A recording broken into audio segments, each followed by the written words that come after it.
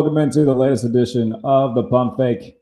Jarrett Bailey, USA Today, behind the steel curtain on SB Nation, with you as always, joined today by maybe the smartest man in football, Aaron Schatz. It's so good to see you, sir. How are you? Oh, thank you that's a very kind introduction. I'm doing well. Let's start with that weirdness that was last night, by the way. The New Orleans Saints, I do want to touch on them real quick. I feel like they tricked themselves coming into this year, being a team that was like, oh man, we can get, a serviceable quarterback, a guy who is better than the average Joe. We'll get Derek Carr, we'll be fine. And we're kind of seeing that, okay, maybe Derek Carr is just kind of a guy. I think he's 22nd in the NFL right now in EPA per play. Saints offense can't score points. What do you make of New Orleans? I mean, I don't think they tricked themselves. I think it was, all right, let's get ourselves a serviceable quarterback. We're in a bad division. We can make the playoffs. And guess what? They got themselves a serviceable quarterback. They're in a bad division, and they can make the playoffs. And once they get there, anything can happen, although it's not likely to. I mean, at a certain point, they're going to have to stop pushing their salary cap money up the road, and they're going to have to take their lumps. But, every year they redo contracts and they move the money forward, and they field this very average team, and there's no Drew Brees anymore to lift that average team. So, I mean, we thought coming into the season, we had the Saints as a below average offense and an above average defense with the easiest schedule in the league, and thought that would make them a playoff team. And I think what we've ended up with is the Saints are a below average offense with an above average defense with the easiest schedule in the league. And I think they're going to end up a playoff team, and they're going to lose in the first round. I think they have the best chance to win that division and then lose in the first round to whoever is the fifth seed. I was going to say their ceiling is winning the NFC South with like 9 wins and then getting violated by like Dallas in the wild card round. No, their ceiling is winning the NFC South with like 10 wins. Like their defense has guys, and we know that. Like Cam Jordan's a respected vet. They got some nice pieces on that front seven. Yeah, DeMario Davis, Granderson, Taylor, Adontae Taylor's having a good year. Alontae Taylor's having a good year. Marshawn Lattimore is good. Like they've got guys. It's just on the offensive side of the ball. It's Alvin Kamara, it's Chris Olave, who apparently they just can't find any chemistry in terms of him and Derek Carr, and then Rashid Shaheed. Like nothing against Rashid Shaheed, but like if he seems to be the predominant number 2 guy, I'm not really buying into. Oh my goodness, Michael Thomas is back after one catch.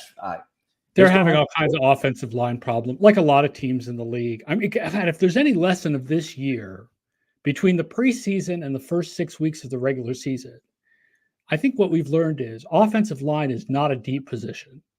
Yes. And once you start having offensive line problems, like look at the Giants, look at the Patriots, look at the Saints, like once you start having offensive line problems, Oigavolt. Offensive line depth is the biggest myth in sports right now, I think. There is none.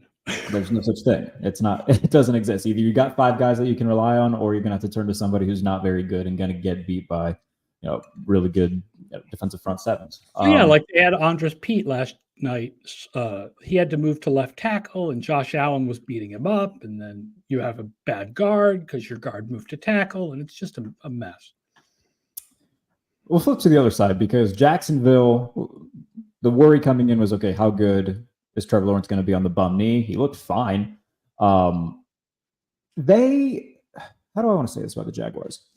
I feel like sometimes they kind of get in their own way too. Like there were several times last night where I was concerned that like Matt Canada had snuck his way into the Jaguars booth and took the headset off Press Taylor and was like, okay, I'm going to call plays. So many like early down, like reverses and jets and just like weird play calling. But we're starting to see that like guys like Christian Kirk are still maybe a little bit more valuable to the offense than Calvin Ridley is so far. It seems that it's taken them a little bit to get him to that stage where they got him the first couple of weeks. They found him, and then they're having a hard time finding him the last couple of weeks. I also think you've got to bring in Jamal Agnew sometimes and not give him the ball. can't be a tell where every time Jamal Agnew comes in, he's going to run a reverse and get the ball. They have a very bad poker face when it comes to when they bring him into the huddle. Yeah. Oh, I don't know if you had anything else to build off that. That's my fault. No, I mean, Agnew's he's the gadget guy. So, you can't make it so every time the gadget guy comes in, he gets the ball, because then who gets the ball. It's the gadget guy. How do you feel about both these teams after last night? Jaguars are 5-2. They seem head and shoulders above everybody else in their division. The Saints are now 3-4, but like Tampa has been up and down. Like Baker has had a respectable season thus far, and that's been nice to see. And I think that they probably have the most weapons that scare you. And then Atlanta, if they had a competent quarterback, I would be so much more confident in them because their defense is really good. How do you feel about New Orleans and Jacksonville, respectively? I'm sort of still on my priors in the NFC South. We thought New Orleans and Atlanta were both going to be playoff teams because of easy schedules. I'm just not a big Tampa Bay believer. I still feel like Atlanta has improved defense and an easy schedule, and New Orleans has a good defense and an easy schedule. And I think New Orleans will be fine in the long run. And the Jaguars are a good team, but not a great team. And they'll win their division, and then we'll see what happens in the playoffs. But their defense has been a little bit better than I expected this year, but their defense better than most expected this year. Their defense is not a really good defense. It's and Lawrence has never quite lived up to the potential, but it's the possibility that he will is still there, right? Like, he's got so much talent. Yeah. And in terms of like what he's going up against, like Tennessee's bad. And I know that some fans are like calling for, okay, let's see what Malik Willis has or Will Levis. Well, we saw what Malik Willis has. He's got zero pocket presence, and he got sacked 5 times in 15 plays against Baltimore when he came in. Oh yeah, Tennessee is just kind of there, and Indianapolis without Richardson, just kind of a sitting duck kind of there, and Houston is a surprisingly frisky, but I think it's Jacksonville's division. We'll touch a little bit more on C.J. Stroud in a little bit because I'm fascinated by him and what he's done this year. We'll get into the Sunday slate, though. We'll start with kind of the cream of the crop. Eagles, Dolphins, Sunday Night Football. Eagles are wearing the Kelly Greens. There's no way they can lose, Aaron Schatz, in those beautiful fabrics. Miami's kind of been the story of the season. Their number one EPA per play. The offense has been absurd. Philadelphia, though, I've talked about this for the past few weeks. It feels like they haven't looked like the 2022 Eagles yet. I feel like their offense has been very weird. They've played a lot of bad they've managed teams. to go 5-1 without really blowing anybody away. They're like seventh or something. They're seventh in DVOA, even at 5-1. So yeah. And I was going to ask you about that. We talk about EPA and whatnot. What does DVOA say about both of these teams in terms of Miami and Philadelphia coming into this matchup? We have Miami 4th overall. They are the 3rd best offense we have ever tracked through 6 games. Goodness gracious. Going back to 1981. Who are the other two? If you don't mind me asking. The other two were the 2000 Rams and the 1999 Redskins. Goodness gracious. Who you're like Brad Johnson, like Michael Westbrook, Stephen Davis, but they were phenomenal through the first half of the season and then very ordinary through the second half of the season. 99 Redskins are an interesting. I was trying to think of who their quarterback was, so I'm glad that you said Brad Johnson. Brad Johnson, yeah. It's like a very good pop quiz answer, that one. The defense is 27th, though, and the special teams are 30th. Like the Vic Fangio, I said before the season that I thought people were overrating the Miami defense because Vic Fangio does not have a habit of turning defenses around immediately, but this has actually been worse than I expected on defense. And that's good news for Miami fans, right? Because offense is more predictive than defense, and the likelihood that their offense will get worse is not as strong as the likelihood that their defense will get better. So, I think Miami is definitely a top Super Bowl contender because that offense is so good, and that I think they can have an average defense by the end of the year. I don't think it's going to be a good defense, but I think they can have an average defense. Now they're getting Jalen Ramsey back, which we assume will boost the secondary and whatnot. Yeah.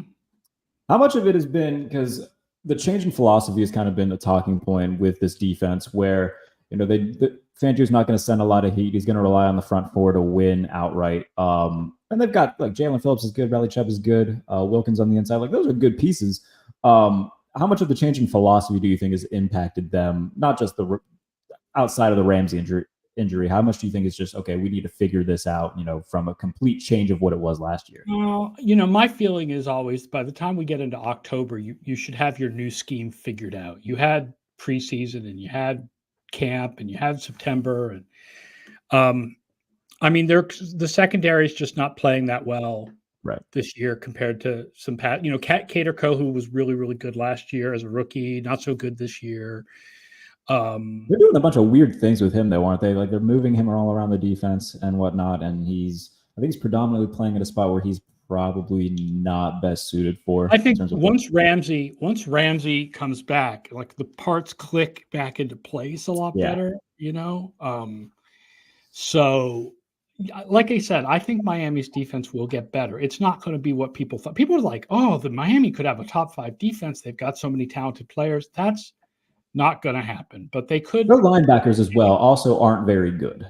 Yeah, they could have an average defense. And this offense is so powerful that with an average defense, they may be the best team in the league if they have an average defense. What do you make of Philadelphia after the performance against the Jets? Obviously, Lane Johnson goes down. Jack Driscoll steps in. It's not a very pretty performance. Jalen Hurts turns the ball over a bunch. The offense just doesn't get into a rhythm, and they lose their first game of the season. They're not going to have a -4 turnover margin very often. Sure, I think that game was a little fluky. I'll hear you on that. At the same time, though, like they didn't look great against New England. They didn't look great against Minnesota. Tampa Bay was a weird game. They looked fine against Washington, but even then, the Commanders put up points against them. I just feel like we haven't seen them dominate yet this year. Yeah, and their pass defense has been off. They're only 20th in pass defense DVOA. The run defense has been very, very strong, but the pass defense has been off. We haven't seen them dominate this year, but they're good. They haven't been great. They haven't been as good as last year on both offense and defense. They haven't been quite as good as last year, but they're 5-1, so there's worse things to be. That's true. I mean, if you're figuring it out, it's better to stack wins and figure it out rather than be 3-2, 2-3, and everybody think that the sky is falling. Where are you leaning on this matchup? I have to pull up I want to pull up the betting odds for it right now. I don't. Yeah, Miami. The Eagles are favored by 2.5.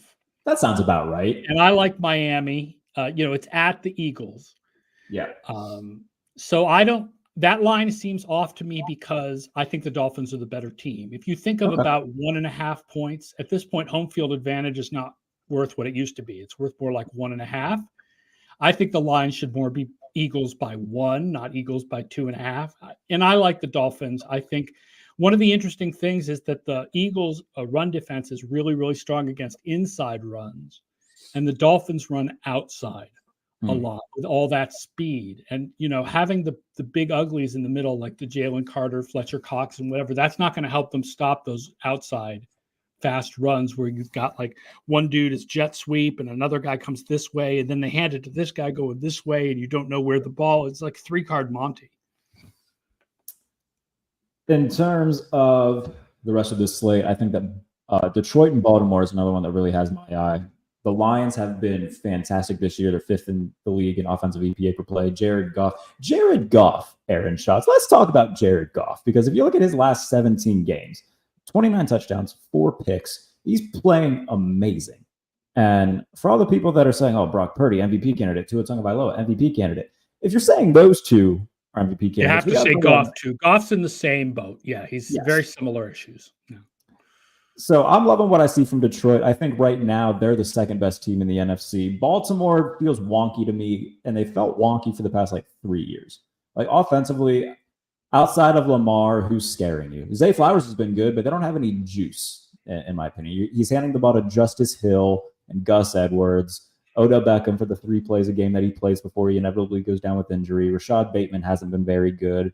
And then nobody's scared of Nelson Aguilar or Devin Duvernay. I feel like Baltimore is Lamar or bust at this point.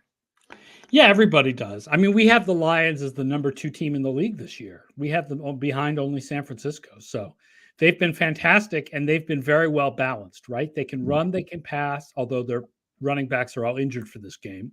Yeah. They can stop the run, they can stop the pass. Baltimore is very good. I mean, we have them 6th, but The passing game has been very average. And you didn't mention Mark Andrews. I mean, that's who scares you, is Mark Andrews, Sure. right? But there's no question people thought Todd Monken would show up and the passing game would get much better, and it hasn't. It's been very average and more Aguilar than anybody wanted, certainly. So this is another one where, I mean, the line is Ravens by 3, and I just think the Lions are a better team. Yeah. I think a lot of it too, when it comes to that, is okay, is Baltimore gonna, have one of those performances that they have each year where nobody can stop Lamar? He starts running the ball a little bit more. So we haven't really seen quote unquote vintage Lamar, this new offense yet. He's really held it in check in terms of not running the ball a lot. Detroit, they're a pick 6 away from being undefeated in that Seattle game. And with Jameson Williams now seemingly being a new piece and new weapon in that offense after the Tampa Bay game, Sam Laporte has had a really nice year. And defensively, they're much better than what they were last year. They were 31st, much better. 31st in EPA per play last year. They're 7th in EPA per play right now on defense right now. They are playing so much better. And without a lot of guys that they brought in to make them better. They've dealt with injuries to Branch and to Mosley and Gardner Johnson. They've been missing some guys too, and they're still playing this well. Yeah, I mean, they're even more impressive by DVOA. They're 3rd when you add in the opponent adjustment. So the defense has been fantastic. Aaron Glenn has done a great job. Wouldn't it be great for the NFL if the Detroit Lions won the Super Bowl? Oh my goodness, it would be. I think it would that's be kind a of great what we story. deserve. That would be a awesome. great story. Yeah. That's something that would make 100% of people outside of NFC North fans happy. Even then, though, if you're the outside Bears of whatever team they would beat, right? Yeah. I mean, here's the thing. I talked to Ben Raven, who covers the Lions for MLive, and I asked, what's kind of the feeling around the beat, and he said that it doesn't feel but it feels very real that they can make a run at the NFC Championship game, and it wouldn't be fluky. I think I'm kind of in the same boat where they could absolutely be one of the final 4 teams in the league. Yeah, hey, Jared Goff has led a team to a Super Bowl. It's happened. I know people don't want to write, people, we write him off, but he has led a team to a Super Bowl, so it's doable. And they have a lot of talent on both sides of the ball and good coaching and a great offensive coordinator, and it is absolutely doable for them to make the NFC Championship game. Sure, yeah. I would favor them against the Eagles right now. I would too. I think that they're better than the Eagles, and I don't think it's much of a conversation in terms of just the way that they've played, the efficiency that they've been. It's not a huge drop off. The Eagles are 8th in terms of efficiency. The Lions are 5th. It's not like a giant gap, but it's big enough where I can say, okay, the Lions, they've looked dominant. They've beaten teams by multiple scores multiple times this season. I just think right now they look more in sync and more just like a well-oiled machine that Philadelphia does. Yeah, yes. I am curious what DVOA says about the New England Patriots, because I wrote a piece on USA Today talking about, they're horrible. They're so bad. If you look at this year's team compared to the 2000 team where they went 5-11, this is on pace to be the worst Patriots team that Belichick has ever had. That 2000 team was surprisingly good in the first few games, even though they were losing them. It's really funny because I have been talking about the Buffalo Bills were the best 3-2 team ever. The 2000 Patriots are the best 1-4 team ever. Isn't that interesting? And then they kind of fell off in the second half of the year. This is the worst Patriots team since the early 90s. Yeah, it's not as bad as the early 90s because they were okay in the first couple games, right? They played Philadelphia close, and they played who was the second game against? Well, Miami. They played Miami close, and then they beat the Jets, and then it's just been horrible. The last 3 games are horrible, and there's no future to this. They've just got to reboot. And this isn't a new thing with them either. A lot of it is this is just building blocks of, a few years ago, we'll give big money to Kendrick Bourne, Nelson Aguilar, we'll pay 2 tight ends and Johnny Smith and Hunter Henry, and bring in a quarterback where very limited is Mac Jones. Look, when Mac Jones was drafted, he was drafted about where he should go, right? He has talent. He was like a mid-first round pick, and he was taken in the mid-first round. And you thought he was a high floor, low ceiling guy. It turns out the floor is lower than we thought it was. But he was, you can't write off the fact that he was good as a rookie. He was. People want to forget that year ever happened. but he was good as a rookie, and it looked good at first. But at this point, I think it's pretty clear that he is not the guy. So they haven't drafted well in general, right? Things like Tyquan Thornton in the second round. It's just like bad. Not good. And when you look at, I know that people wanted to come back heavily to like the Joe Judge, Matt Patricia stuff, and that's fair. I mean, that's definitely not going to help his growth in year two. You bring in Bill O'Brien, supposed to be a better offense, supposed to. Who they have, man? Like, it's Juju Smith-Schuster when he's healthy. It's very overpaid Devontae Parker when he's out there. It's Hunter Henry. The run game, like coming into this year, everybody's really talking about Ramondre Stevenson. Their offensive line is a mess. Like the Saints, Yes. they've had injuries. They've had injuries at the offensive line. They haven't put out the 5 offensive linemen they want to.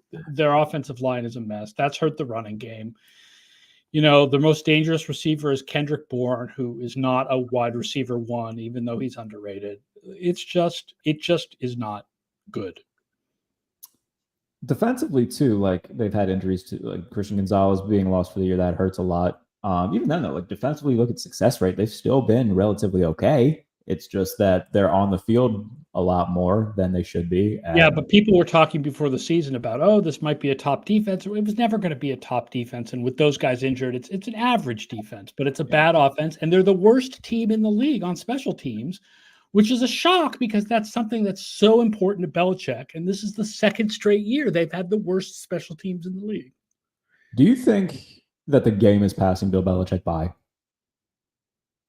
There are elements of that. I think Bill Belichick, the GM, is not as good as Bill Belichick, the coach, and that has kind of bitten them in the last few years. I think he needs to they need to restart, and the problem is Belichick doesn't want to restart because he wants the wins record. That's also fair. Do you think that he would go anywhere else, or is this, kind of a thing where it's New England or Boston? Talk around here about him going somewhere else. Some people have suggested Washington. Some people have suggested Chicago. He's under contract, so it would need to be a trade, right? The Patriots. What's I think more likely than them firing Bill Belichick and just letting him go elsewhere is the Patriots making some kind of trade that sends him to an NFC team where he can pursue the record and a new young mind can come in here in New England. I'm in New England for people who don't know. I'm in Worcester, Massachusetts. So a new young mind can come in here and restart the franchise. This is fascinating to even think about at this point. In terms of what that would look like, I mean, do you think that's something that Robert Kraft would do? I think he's more likely to trade Belichick than to fire him. Yeah. Because if you do something like that, like I don't know what people would think Belichick, but let's say that you send the 9th pick in the draft to Chicago and Belichick, the rights to Belichick and like the 9th pick for like the 2nd pick and like a second rounder or something. I don't know. Then you can say, we wish Bill the best. We want Bill to break the record. We think Bill needs to go to a more established team in order to do so. We know that we need to sort of restart here. And then, imagine if they could get the 2nd or 3rd overall pick from Chicago and take Drake May, and Belichick can go coach Caleb Williams, that would work really well for both teams. So, if you fire him, then you've got bad blood, and I don't think Kraft wants to have bad blood with Belichick. Sure. Ben Johnson and Drake May in New England, 2024. Who says no? Oh God, I would love that as a Patriots fan. That would be fantastic. Right. On the other side of this coin in this game, though, the Bills are 8.5-point favorites. They've had a couple weird games this year. I mean, obviously the Giants game was weird, but I still feel like they're, one of the 3 best teams in football right now. Yeah. Now here's the problem is the defensive injuries, right? There's no question. They lose White, they lose Milano. Von Miller is clearly not back. Right. the defense that's a problematic. Offensively, they're fine.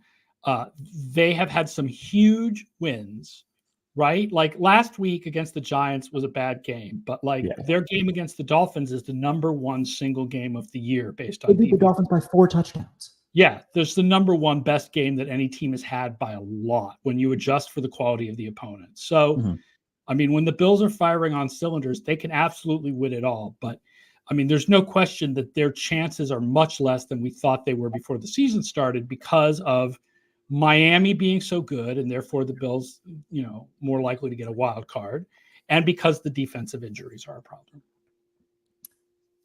How low do you think it brings their ceiling without Trey White and Matt Milano? I don't know if I would say they were one of the top 3 teams. They might be the 4th or 5th best team at this point. And I picked the Bills to win it all this year. So I'm very much on the Bills bandwagon. But when you watch the game against the Giants, like Wan'Dale Robinson caught 8 out of 8 targets, right? That's the kind of place where Matt Milano is guarding the middle of the field. And, the Giants were throwing to the slot receiver and the tight end.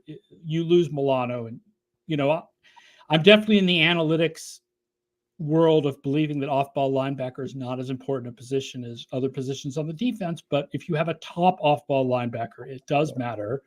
And the top off-ball linebackers in the league are probably Fred Warner, Roquan Smith, and Matt Milano. Yeah.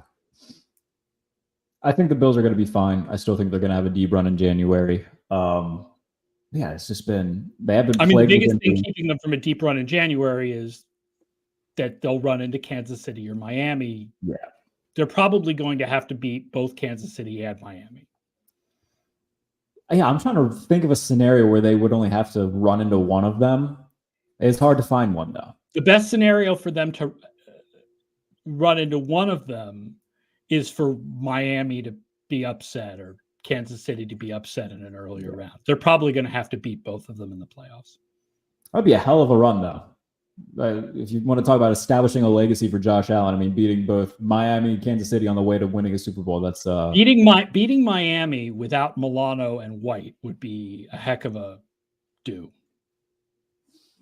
Dolphins right? Because I think White got injured in that game. I think he did too. And Milano got injured in the next game. Yeah, they haven't had the best luck when it comes to that. On the bright side for them, though, their pass rush, guys like Epenesa stepped up, Rousseau stepped up, and that's been good to see because, once Von Miller went down last year, they're a great, deep, well-run, deep team, deep at almost every position. They're unbelievably well built. I think they're well coached. I know that some Bills fans have a problem with McDermott. I think McDermott is a good coach. They're just a strong overall team. I'm a big Bills backer. Josh Allen is MVP right now. He's my MVP right now too. I think no one is playing the quarterback position better than he is at this very moment. Yeah. The Chargers. Let's talk about them. Why not? Because I'm sure that DVOA has a lot to say about the Los Angeles Chargers. 5.5 point dogs on the road against Kansas City. These two tend to play each other pretty close, so I think 5.5 is a fair number right now. What are your overall thoughts on the Chargers? We'll get into the Chiefs. I'm sure we have similar thoughts on the Chiefs, but the Chargers are 13th or 14th. I'm not quite where Mike Tanier is. I do a podcast with Mike Tanier twice a week at FTN. One of my favorite meetings on with Mike Tanier. Mike writes for themessenger.com now. He's like a big Herbert skeptic. He is. Yes, he is. I am not quite where he is, but at a certain point, you want to see Herbert do the deal. Right? Yeah. I know he's missing Mike Williams but at a certain point, it seems like Herbert he's the second tier. He's behind Allen, he's behind Mahomes, he's behind a healthy Burrow, he's behind Tua and the Miami scheme. He's behind Purdy. Very important caveat that you throw in there. What? Sorry, what? That's a very important caveat to throw in there. Right. Yes. And he's behind Goff and the Detroit scheme, right? They don't have the scheme. Kellen Moore is a good offensive coordinator, but he's not doing for Herbert what No. Ben Johnson and Mike McDaniel and Kyle Shanahan do for their quarterbacks. And it just feels like, this team is just never going to get over the hump, you know? I mean, if you're Tom Telesco, you got to be looking at this and being like, look, let's, especially right now, you're 2-3. They're not going to fire Staley mid-season, obviously, but like going into this offseason, you're seeing what this offense is. Okay, you brought in Moore this year. He's supposed to be, this godsend from Dallas, but largely like him and Lombardi, similar in a lot of ways where they're not going to push the ball down the field. Why not go get Ben Johnson and make him? And we didn't think it would be like that. We didn't think Moore would be reticent to have the offense push the ball down the field. It's been largely a lateral move with Lombardi to Kellen Moore, which isn't what any of us thought would happen. Yeah, no, I agree. It's surprising, and and the defense is, okay. Patting themselves on the back after giving up 500 yards because they stopped the run better than they did last year against Miami. It's just, it just feels like the Chargers are good, but not great. And they're never going to quite get over the hump. And, but when you get to the playoffs, Chargers and Miami, who do you favor? Right? Chargers and Chiefs, who do you favor? Chargers and Bills, who do you favor? Right? Like all those matchups, they would have to beat 2 or 3 of those teams to make it to the Super Bowl. And it just does not seem likely. No, it does not. On the other side, the Chiefs. So since 2018, since Mahomes took over, they have not averaged less than 28.2 points per game throughout a season. Right now, they're averaging 24.5. The offense just seems a little bit off. We can attribute a lot of that to, they don't really have an established wide receiver one outside of Kelsey. They don't have a guy who can stretch the field vertically. What are your takeaways right now on the Chiefs? I mean, there's no question this is the weakest Chiefs offense of the Mahomes era, but I feel like they'll kind of get it together and be better than this. And the defense has been strong. Oh, good. So they've been they're a top 10 team in all phases of the game in DVOA. So I think they feel weaker to us because we're not used to this. We're not used to a team for the Chiefs where the defense is as good as the offense, but in the long run, they're still one of the top Super Bowl contenders. Absolutely. And I think what doesn't get talked about enough is how well they've drafted and built a team around Mahomes and Kelsey. Like, you look at their defensive guys right now, McDuffie, Snead, Karlaftis, Bolton, Gay. Like, all of these are homegrown guys that they brought in the past couple of years, and all of them have played fantastic. Yeah, definitely. And Spagnuolo is a good defensive coordinator, and his blitzes work. Right now, Kansas City's defense, 3.3 yards per play allowed when they blitz. Damn. I assume is that top in the league, or it's got to be close? I don't know if that's top in the league, but that's really good. It's 6.3 when they don't blitz. It's 3.3 when they do blitz. That's quite the discrepancy. Yeah. Yeah, I do think that they'll be fine. And as long as you have Andy Reid, and as long as you have Mahomes, and as long as by the way, how long do we think Kelsey can keep doing this? Like, he's a quiet 35. Like, how many good years like this? Yeah, people don't realize how old Kelsey is because he came into the league old. He was 24, I think, in his rookie year, and then he barely played until his second year. Mm-hmm. So people don't realize how old he is. I don't know how much longer he can do it. Honestly, he may be Tony Gonzalez and can do it into his late 30s. I was having this discussion with a Kansas City reporter earlier this week, actually, having the argument about who's the best tight end of all time, career-wise, right? Because peak, I think a lot of people would feel it's Gronk. Yeah. But career-wise, it's interesting because the argument is Travis Kelce versus Tony Gonzalez, and Tony Gonzalez does not have a natural constituency because he played for the same team as Kelce. Right. So all the Kansas City fans argue Kelce, and there's nobody to really argue for Gonzalez. Where do you fall on that? Because I think I would take Kelce over Gronk. I would take Gronk over Kelce as a peak for peak, and I would take Gonzalez over Kelce for career. But another couple of years of this, and I would take Kelce. Okay. I think Kelce is the number 2 tight end career-wise and the number 2 tight end peak-wise. I think those are all the blocking difference between Kelce and Gronk. The blocking difference is absolutely yes, huge. Yeah. Speaking of tight ends, the 49ers, the Vikings, they'll face off in the battle of Kyle Shanahan's adoptive sons, Kirk Cousins and Brock Purdy. Purdy had by far the worst game of his career against Cleveland. Now we saw Williams went down, McCaffrey went down. So a little bit of factors playing into maybe his poor performance, but he was missing throws all day. Like I think Brandon Ayuk had 8 targets and he had a few catches up until the final drive where it just wasn't in sync. Thoughts overall after that game? How much was there any variance for you in terms of, okay, yeah, the 49ers might not be as good. I think that they're going to be fine. No, I think they're still really good when they have their guys healthy. And, some of what happened with Purdy was not all of his guys were on the field, and some of it was just random variation. He just had a bad day. Everybody has a bad day every so often. Yeah. It happens. The Vikings, if they want to get right, the Vikings are a good team to get right against. Here's a stat showing the difference between these teams, right?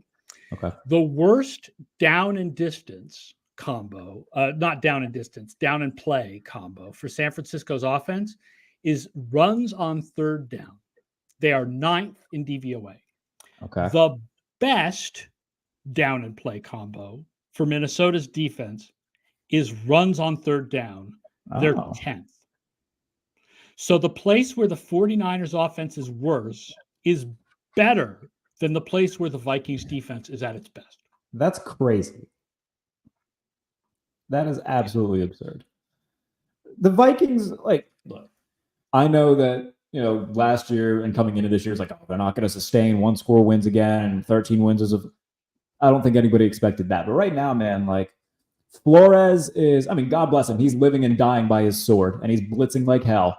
But this was always going to be a multi-year project with that defense, especially with all the veterans that came and gone, and they're figuring out how these new pieces fit. Like even last week against a bad Chicago team, the offense couldn't really get anything going. And I get that Jefferson's not there, but against that Bears defense, you still got Hawkinson, you still got Addison. I expected a little bit more from that side of the ball.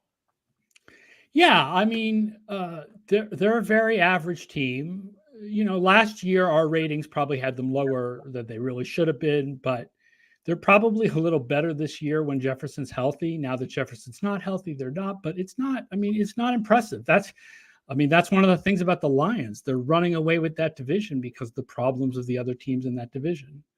It's not the best Monday night game, honestly. Minnesota is, they're there, kind of. All right. I'm sure Buck and Aikman will figure out ways to get through when the 49ers are winning by 3 scores in the third quarter. They'll riff, and Aikman will reference his playing days, and it'll be a good time for all to be had. Yeah. I did want to talk about the Texans. We mentioned them a little bit ago. CJ Stroud, 9 touchdowns, 1 pick. I believe right now he's 11th in the league in EPA per play. What does he look like in terms of your rankings and DVOA wise? What does Houston look like in that? I think they're average. They're average, which is better than anyone could have expected. Mm-hmm. He's had the first 5 games. He was the 5th best rookie quarterback ever through 5 games, through 5 starts. That's crazy. He's absolutely having a fantastic start. Most of the guys on that list of the best rookie quarterbacks had careers, right? Other than Robert Griffin, who got hurt. Yeah. So I think he's absolutely shown he's for real. I don't think we're at the point yet where you can say that Carolina made a mistake. No, because you don't write off Bryce Young after 6 games. You've got. And plus, he's throwing. Bryce Young is throwing to you and nobody. I. Right now, receiver. Well, Adam Thielen, right? But sure. But you can say that Stroud is good. It would be very unlikely for Stroud to have had this start and then to turn out to be bad.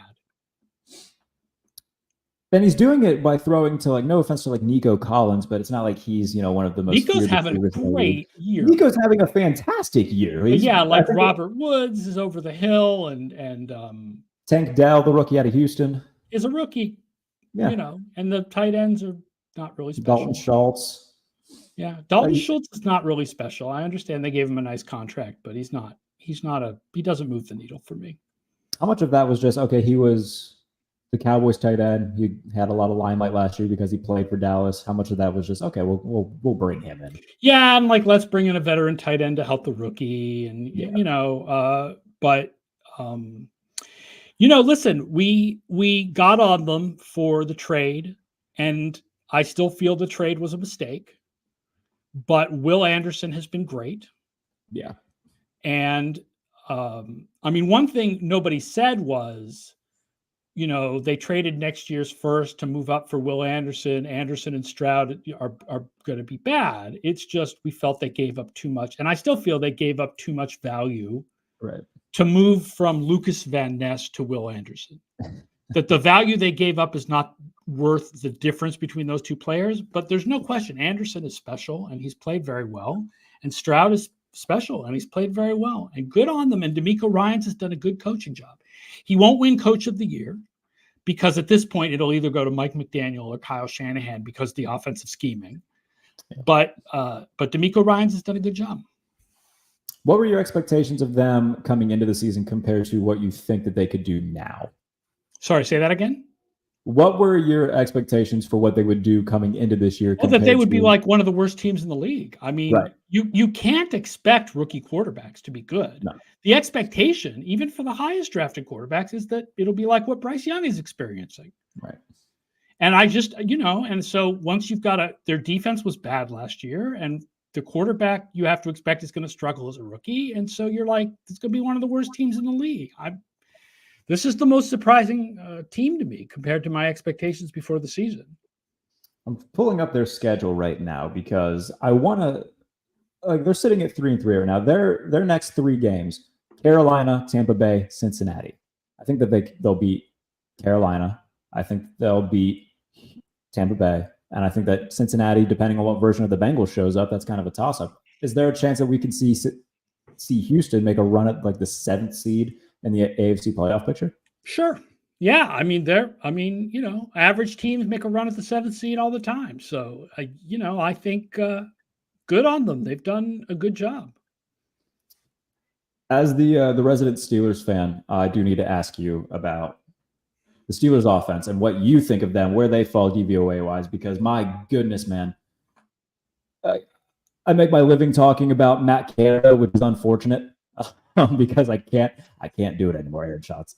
But overall, what do we have to really base them off of in terms of comparison? Because this offense is like historically just weird and bad, and I can't think of something off the top of my head to compare it to. I mean, they're just bad, but they're not historically bad. I mean, they're not the worst offense in the league this year. We have the worst offense in the league this year as the Giants by a good amount.